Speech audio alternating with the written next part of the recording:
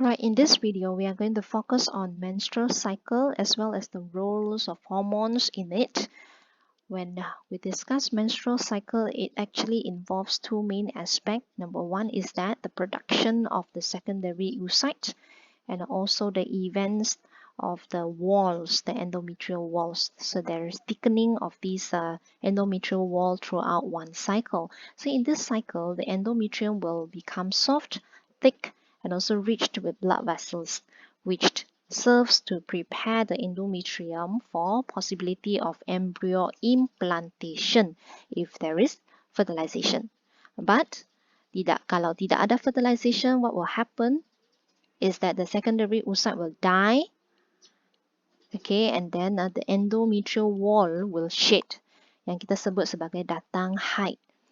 Okay, this will lead to bleeding lah, which known as menstruation. Okay, so these are the four hormones that are involved, the four main hormones. Okay, follicle stimulating hormone, FSH, luteinizing hormone, LH, which are secreted by pituitary. Okay, pituitary ni ada dua lobe. So it's at the anterior lobe that is responsible to secrete these two hormones, which actually target on the ovary and also testis. Ovary dan juga testis. So it's good to recap on this chapter, which is chapter 12 on the endocrine system, to look back so that you can relate those hormones with their glands. Okay, kita balik kepada FSH dan juga LH dan dia punya fungsi dalam menstrual cycle. So by the name follicle stimulating hormones, it works to stimulate follicle growth in the ovary as well as to stimulate the release of estrogen. Okay, fungsi FSH ini. Okay, estrogen, which is secreted by the ovary. Okay, dia punya fungsi is this very essential because it works to repair, to stimulate the thickening of the endometrium. Okay, and also helps in stimulating the follicle growth until it matures. Okay, thanks to estrogen. Also, estrogen works to stimulate FSH and also LH release before ovulation. Okay, before ovulation. Okay, kita lihat kepada LH. LH is the hormone that is responsible to stimulate ovulation. Iaitu proses di mana secondary oocyte is being released from the Graafian follicle. So Graafian follicle will be transformed to corpus luteum, right? So therefore we say LH causes the formation of corpus luteum, which this corpus luteum punya fungsi adalah to release progesterone as well as estrogen. Okay, now we talk about progesterone pula. Okay, progesterone is very essential, dikait rapat dengan dinding endometrium because it stimulates thickening, making it thick, folded. And then punya keyword di sini, reached with blood vessels. Okay, to sebagai satu persediaan ini for the possibility of implantation of the embryo sekiranya berlaku persenyawaan. Okay, so the high levels of progesterone is going to stop the release of FSH dan juga LH. Maksudnya kalau FSH and LH level is low, this is going to prevent follicle growth and also ovulation. Okay, which means tidak ada the next menstrual cycle. Ini menjelaskan, this explains why a pregnant woman will not have menstruation throughout the pregnancy. Okay, so next is we look at the graph over here. Okay, so let's focus on day. Okay, we discuss ikut period ya. So from day 0 to 5. Di sini 0 to 5. Because one menstrual cycle kita ada satu kitaran 28 days. So we focus our discussion here on this, the first 5 days. So here, if you look at the follicle development, Okay, mula-mula dia develop. The follicle has to start developing, and then you look at the walls over here from day 1 up to day 5. Okay, now before menstrual cycle begins, what happened to the hormones? Relatively low. Dekat sini. The hormones relatively low. Okay, so when there is no stimulation from progesterone dan juga estrogen, what happened to the wall of the endometrium yang sudah menebal tadi? Okay, since the estrogen and also progesterone low without stimulation of these hormones, what happened to the wall is that it will shade. Dia akan runtuh. Dinding uterus tu akan runtuh. The lining of the endometrium wall, and we say datang haid lah ataupun menstruation will begin the first day. So a menstrual cycle begins a day before menstruation. Okay, sehari sebelum menstruation, when the hypothalamus releases this gonadotropin releasing hormone GnRH. GnRH will in turn stimulate pituitary gland. Apabila ada GnRH, pituitary gland will be stimulated. Okay, I'm sure you remember this table just now. Pituitary gland, kalau dia sudah dirangsang, that means FSH and also LH will be released. Okay, so the release of FSH and also LH in the blood is going to cause, fungsi FSH, follicle growth. Okay, fungsi LH, later on there will be, what do you call that, ovulation. Okay, so that means it's the menstrual cycle is now starting lah kan. Okay, follicle growth in the ovary happens, okay, when dengan adanya kehadiran FSH. So within the primary follicle, what's in there? It's the cell lah, the oocyte.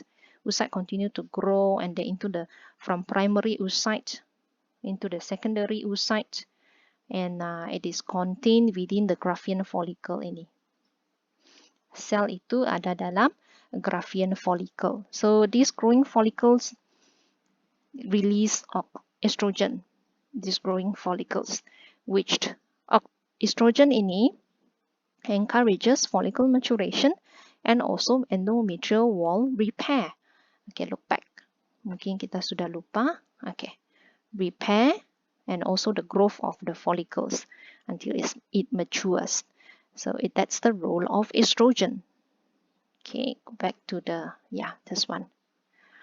Okay, so at this point, low levels of estrogen inhibits the release of FSH and also LH via a negative feedback mechanism, which in turn prevents the growth of new follicles. Okay, pada masa ini,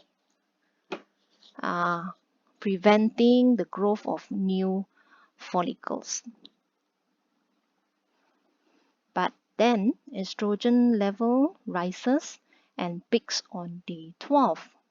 Okay, 6 to 12, 6 to 14, you see here, but this one 12, you see that's the peak of this estrogen. Okay, dia makin meningkat. Aras estrogen itu makin meningkat. So this is going to stimulate the hypothalamus to secrete the GnRH through a positive feedback mechanism.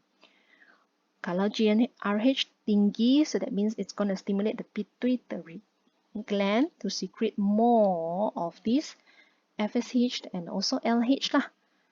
Tadi this statement here, when estrogen level low, FSH and also LH is also low. But then now we see the rise in estrogen level, which in turn stimulates GnRH and then subsequently pituitary gland. Therefore, we get more and more of these LH and also FSH. Aras LH rises until it peaks on day 13. Okay, ini LH. Day 13 and then LH stimulates ovulation. Remember that? Okay, so ovulation, that means release of the secondary oocyte from the graphene follicle on day 14. Day 14, this one. So that means just now here day 13, you see that it's in an increasing trend. It is picking up. Okay, and then day 14, ovulation. So also LH stimulates the follicular tissue which is left behind. Maksudnya here you get to see the graphene follicle inside has got the oocyte, the secondary oocyte, but once ovulation happens, secondary oocyte has been released into the fallopian tube. So this graphene follicle now is being transformed into corpus luteum. Corpus luteum. Okay, moving on, day 15 to 21, kita lihat. Okay, this is what happened. Just now we mentioned corpus luteum. Corpus luteum is significant. Why? Because it is going to secrete estrogen and progesterone. So combination of these estrogen and progesterone is going to inhibit the release of FSH and also LH.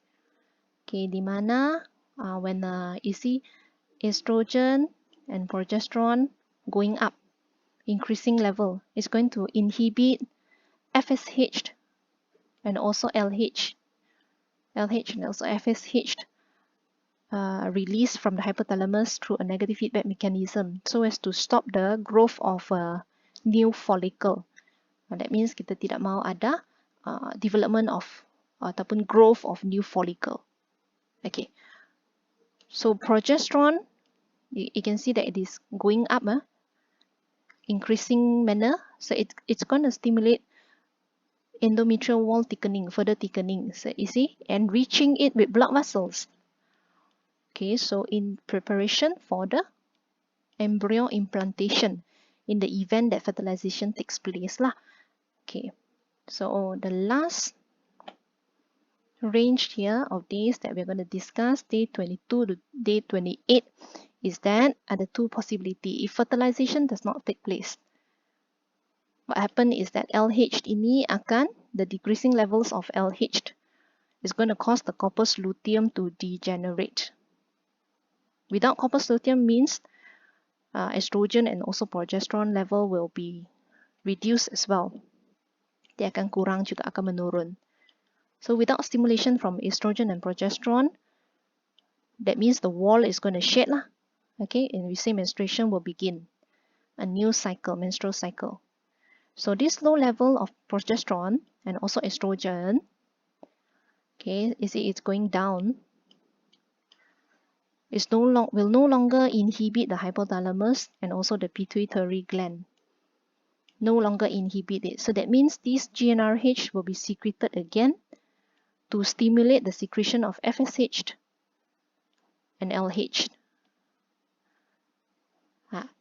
So to say that a new menstrual cycle will begin. Akan ada growth, perkembangan new follicle. A new menstrual cycle is about to begin. But, okay, this one is if there is no fertilization taking place. But if fertilization does occur, berlaku, what happens is that the corpus luteum will not degenerate, but that it will continue to grow. Okay, it will continue to grow, continue to secrete progesterone and also estrogen, which will then maintain, not to maintain, but that to cause the endometrial wall to continually thicken. Okay, makin menebal ini, so that it is able to support the growing fetus. Okay, dalam kes berlaku persenyawaan. Okay, so let's look at the role of hormone in pregnancy and also miscarriage lah. Okay, so just now we mentioned corpus luteum. Okay, corpus luteum, iaitu this structure. Very essential, right, to produce estrogen and also progesterone. But this can last up to 3 to 4 months only after pregnancy. Okay, after that, what happens is that this corpus luteum will degenerate. So how? The production not to worry, the production of the estrogen and also progesterone will be taken over by placenta. Okay, this temporary organ until birth is going to ensure that there is estrogen and also progesterone hormones secretion throughout. Okay, progesterone yang tinggi ini is very important. Okay, because it's going to ensure the walls of the endometrium is thick and is able to sustain the growing fetus dan juga inhibit the secretion of FSH and LH. So that's why we say pregnant women ini dia tidak ada menstrual cycle throughout menstruation, dia tidak ada menstruation throughout the pregnancy stage. Okay, so therefore, this is the one. Menstrual cycle ovulation does not occur throughout the pregnancy. Okay, so imbalance of the progesterone and also estrogen level may lead to miscarriage ataupun risiko keguguran. Okay, due to the decrease in the progesterone level which causes the uterus to shrink. Okay, because we know uterus is so important in maintaining in keeping the endometrial wall thick and rich with blood vessels.